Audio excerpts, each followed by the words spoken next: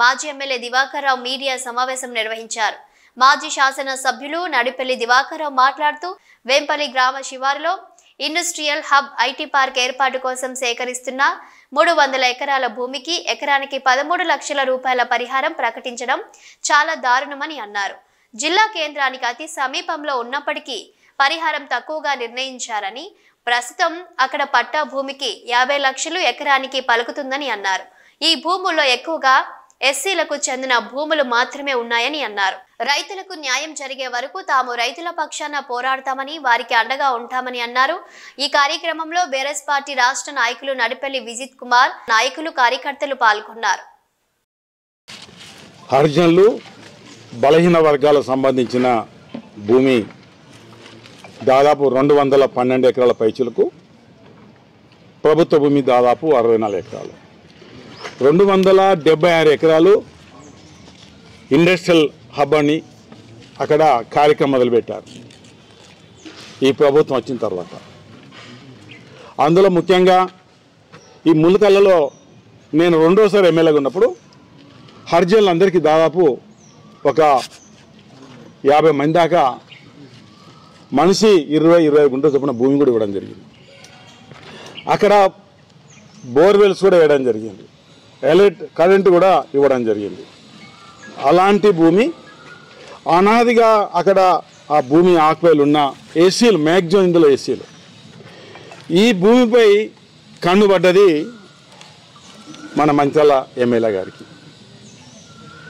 దాన్ని అక్కడ survey number ప్రకారం వాల్యూ 6,70,000 ఉంది. దాని పక్కనే మంచిర్యాల ఒక ఎకరానికి 25 లక్షలు ఉంది. చట్టం ఏం చెప్తుంది, ఏదైతే భూమి ఉందో భూమికి 2 కిలోమీటర్ల అందుబాటులో ఉన్న భూమి హైయెస్ట్ రేట్ ఇవని మనం చట్టం చెప్తుంది.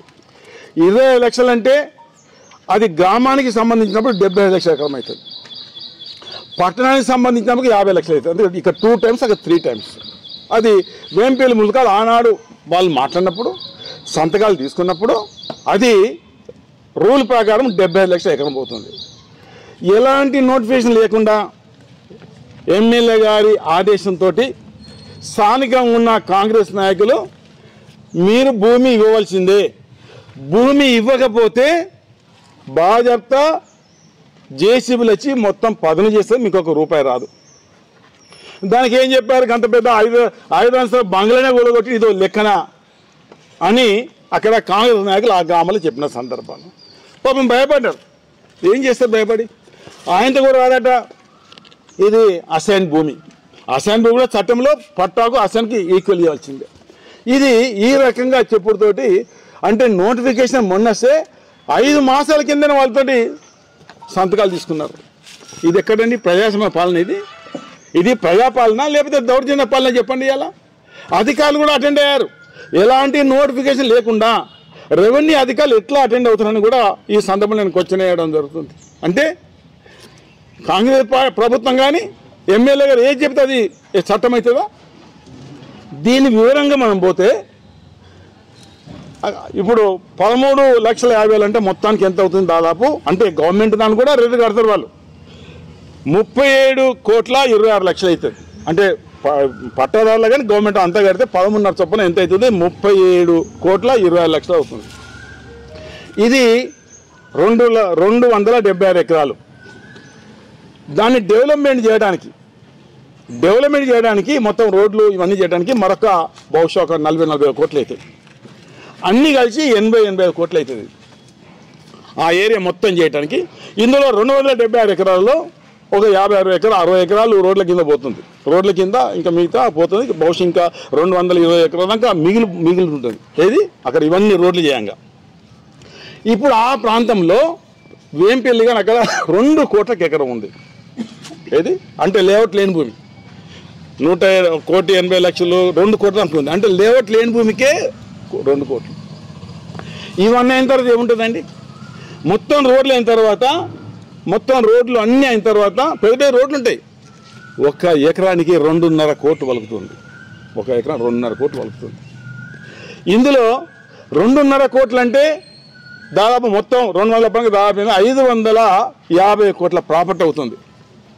అదంతా 550 కోట్ల ప్రాపర్టీ అయితే మనం చెల్లించేది ఎంత?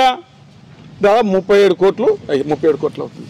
ఎందుకు ఈ రేటు విషయాలు ఆలోచించారంటే ఇది 75 లక్షల ఎకరం అయితే ఈ లెక్కలు చేసుకున్న వారికి ఆ భూమి విల రేపు ఎంత అవుతుంది? 1 కోటి రూపాయలు పడుతుంది, 1,50 లక్షలు పడుతుంది. ఇది భూమి మళ్ళీ అమ్మితే ఎక్కువ ధర లాభం రావాలని ఇది ఎమ్మెల్యేగా రూపాయి, ఎందుకంటే బాగా అనుభవం బాగుంది ఆయనకు.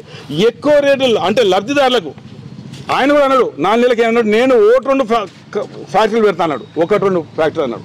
మొన్ననేమన్నాడు మళ్ళా నేను కోడిగుడ్ల ఎగుమతి పెడతా అన్నాడు. ఇందులో నేను మనవి చేసేదల్లా వేరే ప్రాంతంలో ఎకరం భూమి కొంటే 50 లక్షలు అయితే గదే 50 లక్షలు అక్కడ రేటు పెరగదు. ఎందుకంటే 50 లక్షలు కంటే 50 లక్షలు ఉంటుంది 3-4 ఏళ్ళ దాకా. ఇక్కడ ఏంటిది ఎకరానికి ఇప్పుడు 40 లక్షలు పెట్టాలి. ఇలా ప్రేమసాగరావు 5-10 ఎకరాలు తీసుకున్నా ఎకరం 40 లక్షలే, ఇంకోటి తీసుకున్న ఎకరం 40 లక్షలే. ఇందులో నేను చెప్పేదల్లా ఈ 200 పైచులకి ఎకరాలు 212 ఎకరాలు ఇవాళ ఎవరికి ఇండస్ట్రీలకు ఇవ్వాలి. మీరు చూస్తున్నారు ఈ మంత్రాల కాన్స్టిట్యూన్సీలో ప్రేమసాగర్ అనుమతి లేనిది ఎక్కడన్నా ఒక వర్క్ కానీ మరొకటి కానీ టెండర్ కానీ ఏదైనా జరుగుతుందో చెప్పండి? ఏది జరుగుతలేదు. గోదావరిలో 2000 తిప్పలు తీసిన దాని అధిగతి లేదు, ఇక్కడ పర్మిషన్ లేకుండా కూలగొట్టిన దీని అధిగతి లేదు. అంటే ఇందులో వాళ్ళు కట్టేది లబ్ధిదారులకు 40 లక్షల ఎకరం, వాళ్ళకి లాభం జరిగేది 2 కోట్లు. 2 కోట్లలో ఖచ్చితంగా ప్రేమసాగర్ ఒక్కొక్క ఎకరానికి 1 కోటి రూపాయలు ఖచ్చితంగా తీసుకుంటాడు. వాళ్ళ ఏమాత్రం అనుమానం లేదు. ఎందుకంటే అన్నిట్లో తీసుకుంటాను కదా, ఇక్కడ తీసుపెడుతుండా ఈ లేఅవుట్లో తీసుకుంటలేడా? ఇంకొక అన్ని జాగాలు ఎన్నో చాలాసార్లు చెప్పాను, మళ్ళీ చెప్తే బాగుంటుంది. అంటే దీనిని లబ్ధిదారులకు దాదాపు 1 కోటి రూపాయల లాభం. ఈయన చెప్తున్న ఇవ్వాలి, ఏది ఆన్లైన్ ఏదైనా ఈయన చెప్తున్న ఇవ్వాలి. ఎకరం 5 అంటే 5 ఎకరాలు అంటే 1,50,000 కట్టాలి. 5 ఎకరాల వాల్యూ ఎంత? 5 ఎకరం ఎంత? 12.5 కోట్లు. 10 ఎకరాలు తీసుకుంటే 25 కోట్లు. అంటే ఇది పెద్ద స్కెచ్ చేయడం జరిగింది. ఏ రకంగా నేను డబ్బు సంపాదించడం ఇది ప్రేమసాగరరావు కుట్రలో భాగంగా ఇది ఒకసారి గమనించాలి. ఇందులో నేను మనవి చేయడం జరుగుతుంది. బెల్లంపల్లిలో అక్కడ ఏది ఫుడ్ ప్రాసెసింగ్ కూడా వచ్చింది. సంవత్సరం నుంచి అక్కడ ఇవ్వలేదు. అక్కడ 35 లక్షల ఎకరం, అక్కడ అమ్మితే కూడా 40 లక్షలు పోతుంది. అక్కడ అమ్మితే అక్కడ తీసుకున్నారు కొంతమంది, చాలా కట్టారు 10 లక్షలు. అక్కడ ఒక ఎకరానికి ఏదో 30-35 లక్షలు పెట్టారు. అక్కడ ఇప్పుడు పరిస్థితుల్లో భూమి అమ్మితే కూడా ఎంత వస్తుంది? అక్కడ 40-50 లక్షలు. సపోజ్ ఆయన తీసుకొని మరొకరికి ఇస్తే ఇదంతా ఏంటిది? తనకు అనుకూలమైన వ్యక్తులకు తను చెప్పిందే వేదం. తను చెప్పినప్పుడు ఇవాళ జిల్లా యాంత్రంగా ఇవ్వాల్సి భూమి ఇంకోరికి ఇవ్వరు, రాసి పెట్టుకోండి. ఇవాళ ఇన్ని టెండర్లు కూడా టెండర్ల నుంచి తీసేస్తున్నారు. టెండర్ అయితే విత్డ్రా చేసుకుంటున్నారు కాదా చెప్పండి? ఇది అంటే ఇందులో పెద్ద ఎత్తున దాదాపు 400 కోట్లు లబ్ధి చేసే దిశగా, అంటే పేద హరిజనుల దగ్గరనేమో 13 లక్షలు, వీళ్ళకి ఒక్కొక్కరికి 2,20 లక్షలు బడాబాబులకు. ఇది బడాబాబులకు చెందుతుంది. ఎందుకు చెందుతుంది?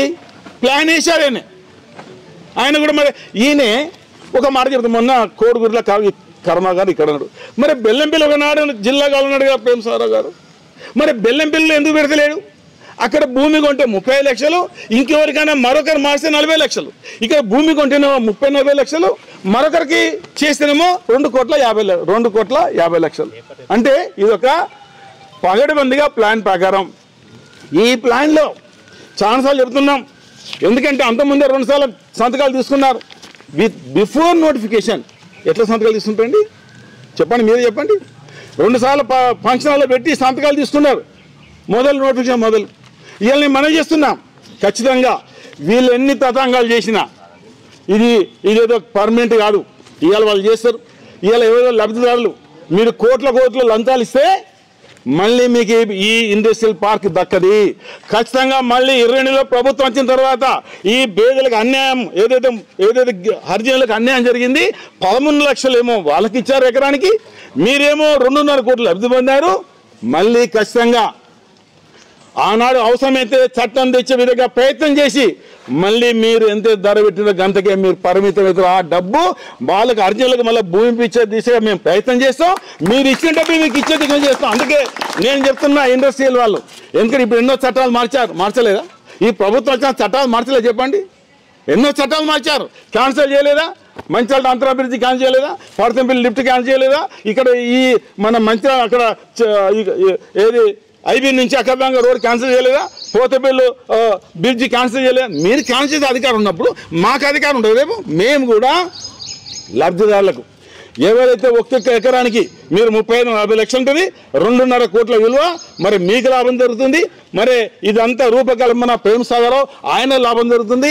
మీరు ఎవరు తీసుకున్నా రాసి పెట్టుకున్న ఇదే హరిజనులకు, ఇదే వేంపల్లి ముల్క హరిజనులకు, పేద వర్గాలకి ఇవ్వడానికి 100% మా ప్రయత్నం ఉంటుందని కూడా చెప్పడం జరుగుతుంది. అంటే ఈ రకంగా దోసుకునే కార్యక్రమం. దీనికి ఉదాహరణ చెప్తున్నా, మొత్తము ఎస్టిమేటు సర్వే గిర్వే వర్కర్లు అన్ని చిన్న ఈ బిల్స్ ఎందుకు క్యాన్సిల్ చేసినావయ్యా? ఎందుకు క్యాన్సిల్ చేసినావయ్యా? దీనిలో లాభం లేదు. ఇదేందుకు కాదు పడతంపల్లి 80 కోట్లతోటి 10,000 ఎకరాలకు అదెందుకు క్యాన్సిల్ చేసినావయ్యా? అదెందుకు క్యాన్సిల్ చెప్పు నువ్వు. అంటే అదేమో లాభం లేదు, ఇది ఉట్టిగా వస్తుంది కదా. మరి 500 కోట్ల అప్పు ఉన్నాడు, ప్లాన్ చేసుకోవాలి కదా. 500 కోట్ల అప్పు ఉన్నాడు, ప్లాన్ చేసుకోవద్దా? ఇలా మా మీద ఎన్నో ఆరోపణలు చేశాడు. ఇలా మేము నిజమైన ఆరోపణలు. ఆనాడు 57 ఎకరాలు అన్నాడు, 15 నెలలు అని ప్రభుత్వం వచ్చి 57 ఎకరాలు అని అనగా పెద్ద ఎత్తున ర్యాలీగా పోయినావు కలెక్టరేట్కు. ర్యాలీగా పోయి రాష్ట్రంలో ఇది పెద్ద స్కామ్ అన్నావు. 100 మందితోటి ర్యాలీ పోయాడు ఆనాడు 57. మేము అదే రోజు ఇచ్చాం. నేను అక్కడ ఏనాడు పెద్ద పేపర్లు వచ్చిందో 10:30కే సీసీఎల్కి ఇచ్చాను. దీన్ని విచారణ జరపాలి, మాకేం సంబంధం నేను ఇస్తే తెల్లారమన్నాడు. 2 మంత్రులు వేణు పెద్ద స్కామ్, ఏం పెద్ద స్కామే మరి ఇప్పుడు పెద్ద స్కామ్ 57 ఎకరాలు తీసి మరి ఎవరికి ప్రభుత్వానికి అప్పచెప్పి పోలేదంటారు. నేను అభివృద్ధి మాట్లాడదాం, ఇది కూడా మాట్లాడదాం, అవినీతి కూడా మాట్లాడతాం. ఒకటే కాదు, అవినీతి విషయం కూడా మాట్లాడదాం. కమాన్ అంటే అభివృద్ధి ఏం మేము చేయలేదా? ఇలా మెడికల్ కాలేజ్ ఏంటి అభివృద్ధి కాదండి? ఇలా జిల్లా కలెక్టరేట్ అభివృద్ధి కాదా? ఇలా మంచిర్యాల జిల్లా అభివృద్ధి కాదా చెప్పండి? కాదా? ఇవన్నీ ఏదో చేసినట్టుగా ఇవన్నీ ఓల్ చేసినట్టు బైపాస్ రోడ్ ఓల్ చేసిరండి. బైపాస్ రోడ్ ఎవరు చేశారో దివాకర్ ఎమ్మెల్యే ఉన్నప్పుడే బైపాస్ రోడ్ రూపకల్పన వాళ్ళ భూములు పోతే మేజర్ వాళ్ళకు అదే వాగుపోకపోతే నేను స్వయంగా తాడు పెట్టి కోల్పించి అక్కడ ఇచ్చాము వాళ్ళకు. అది అభివృద్ధి కాదా చెప్పండి? ఇలా తిలక్ నగర్ రోడ్ అభివృద్ధి కాదా? రైల్వే స్టేషన్ నుంచి గోదావరి అభివృద్ధి కాదు చెప్పండి? రైల్వే స్టేషన్లో 160 షాపులు ఆనాడు కాపాడింది దివాకర్ కదా, ఇది అభివృద్ధి కాదండి? ఇంకెన్నో నస్పూర్ ప్రాంతం ఎన్నో రోడ్లు అనుకోండి, లక్ష్మీపేటలో ఎన్నో రోడ్లు అనుకోండి. లక్ష్మీపేట అక్కడ హాస్పిటల్ అభివృద్ధి కాదా? ఇంటిగ్రేటెడ్ మార్కెట్లు అభివృద్ధి కాదా? కూలగొట్టే అభివృద్ధి అది క్యాన్సల్, ఇది మొత్తం కూలగొట్టే కార్యక్రమం. ఇక మాట్లాడతారు అభివృద్ధి అవినీతి. కమాన్ తయారున్నాం, ఇంకున్నాయి అన్నీ చెప్పదలుచుకోలేదు. ఎవరు వస్తారు? రా ఒక్కొక్కరు రా, అందరు ఎందుకయ్యా డిబేట్ అంతే. నో అదర్ పర్సన్, సింగిల్ కమాన్. నువ్వు నేను తప్ప ఇంకొకరు అవసరం లేదు. మన ఇద్దరు పెడతారు మొత్తం పోలీస్ తోటి అక్కడ పెట్టించి ఎవరు రాకుంటే నువ్వు నేను ఇద్దరు, ఇంకోళ్ళు అవసరం లేదు. కమాన్ ఎక్కండి అక్కడ. ఆ ప్రాంతంలో ఎవరు ఉండండి వీళ్ళే. ఏదో చెప్తుంటే జేజేలు కొట్టానుకో చప్పట్లు కొట్టాను మంది. కమాన్ నువ్వు చేసి నువ్వు చెప్పు, నేను చెప్తాను. నువ్వేమి కూలగొట్టినావు? 5 సంవత్సరాల బంగ్లా నేను దివాకరా కూలగొట్టలేదు. అక్కడ ఎన్జిఓ ఎందుకంటే 10 ఇళ్ళు కూలగొట్టలేదు. దివాకరా కూలగొట్టిండు. కూలగొడితే ఏమొచ్చింది నేను చెప్పాను అన్నమాట వాడికి. అందుకోసం నేను మాట్లాడేది ప్రతి అథెంటిక్గా. ఇలా వాస్తవంగా పాపం వాళ్ళని చూస్తున్నారు. వాళ్ళందరూ సంతకాలు పెట్టి ప్రజలు తీసుకుంటున్నారు. మళ్ళీ పెడతాం, వీళ్ళతో పెట్టిస్తాం. 11.5 ఆనాడు ఒక ఏదైతే ల్యాండ్ వాల్యూ 6,70,000 ఒకటి ఉన్నది. పక్కన మంచాలలో 25 లక్షలు. అయితే 75 లక్షలను ఇవ్వాలా? అంతేగా, నియరెస్ట్ 2 కిలోమీటర్స్. నువ్వు 13 లక్షలు ఇచ్చి నువ్వు తీసుకుంటే నువ్వు నీ అనుమానాలు లేకపోతే ఉంటే మేము ఊకుంటాం. ప్రభుత్వం వచ్చిన తర్వాత ఏదైనా చట్టం తీసుకొచ్చి ఖచ్చితంగా ఇవాళ ఎంతకైతే వాళ్ళు కొంటారో 35 లక్షలు ఉంటే అదే 35 లక్షలు ఇచ్చేటట్టుగా వాళ్ళకు అవసరమైతే బ్యాంక్ ఇంట్రెస్ట్ తోటి ఇచ్చేటట్టుగా రేపు కొన్న వాళ్ళకు 35 లక్షలు బ్యాంక్ ఇంట్రెస్ట్ కల్పించేటట్టుగా మీరు లంచం ఇచ్చినా, కోర్టు ఇచ్చినా, ఇంకేది ఇచ్చినా ఇది మీకు